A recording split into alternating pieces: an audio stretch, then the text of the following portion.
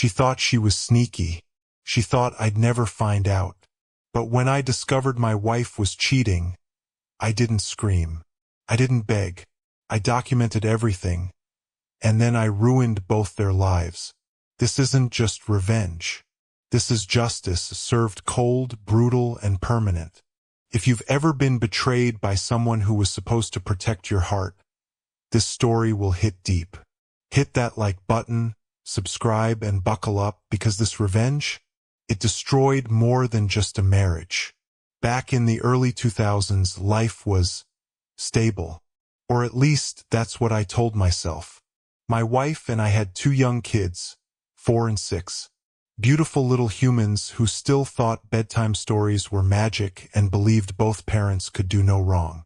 I was working full-time, and my wife was doing a part-time job to stay home more with the kids. It was the kind of setup you're told is ideal. But something felt off. At first, it was subtle. The kids started talking, innocent, matter-of-fact chatter about spending the day at Grandma and Grandpa's. Her parents. That wouldn't be weird, except they lived an hour and a half away. And they were supposedly watching the kids 2 to 3 times a week? That didn't add up. I asked her about it. She waved it off. Said she took the kids there to give me quiet time or so she could get errands done near her part-time job. But her voice? Tight. Her eyes? Dodging mine. And the lies? Sloppy. So I did what anyone with a gut feeling and zero closure would do. I started tracking the mileage on her car. 400 extra miles per week. Now I knew something was going on. Still, I had no proof, no names, no confrontation plan, just the growing, acidic burn of betrayal twisting in my gut every time she walked through the door like nothing was wrong. Then one day she slipped. She left a sticky note next to the home computer, just lying there, her AOL email password.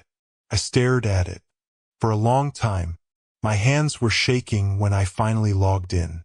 And there it was. Emails. Chains of them. Between her and her college best friend. Casually discussing how she'd been screwing around with one of her old high school boyfriends. No remorse. No guilt. Just smirking gossip. She even mocked the guy's wife for letting herself go after having kids. I felt like someone had poured cold water over me. Not because she was cheating, but because she was enjoying it. She was thriving in this lie. I printed the emails, every single one. Stashed them somewhere safe. But I needed more. I needed facts, timelines, evidence. So I called a buddy, cop I'd known since high school. Told him I needed someone discreet. He gave me the number of a private investigator who used to be on the force. Ron. Ron was exactly who I needed. Sharp, serious, and ruthless with the truth. I paid his retainer and handed him everything I knew, emails, timeline, the car mileage.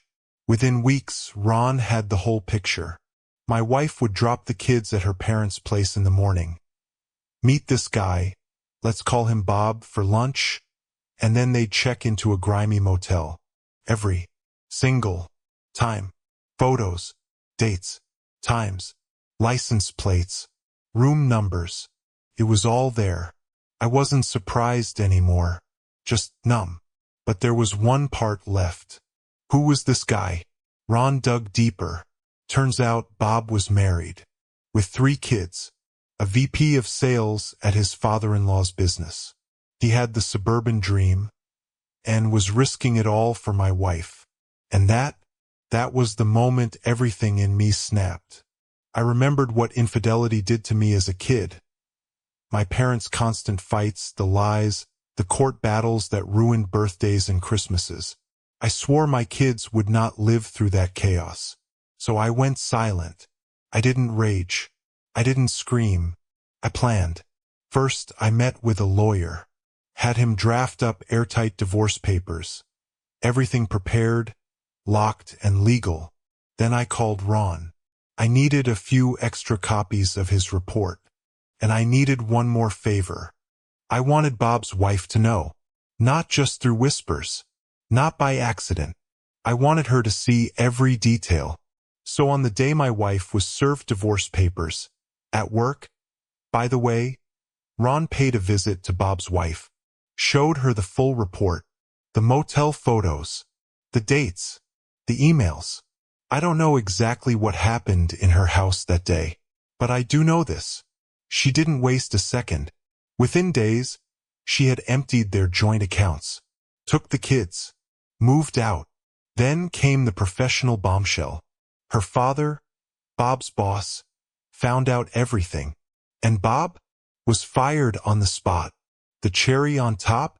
Her parents actually owned the house he lived in. So Bob lost his job, his family, and his house in a single strike. But it didn't end there. Court records show a divorce so nasty it made headlines in their small town.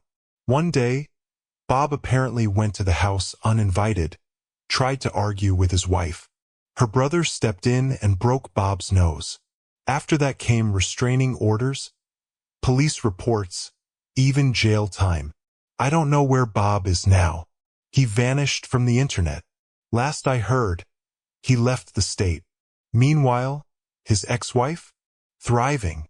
She took over her dad's company and built a life without the cheater who blew up everything.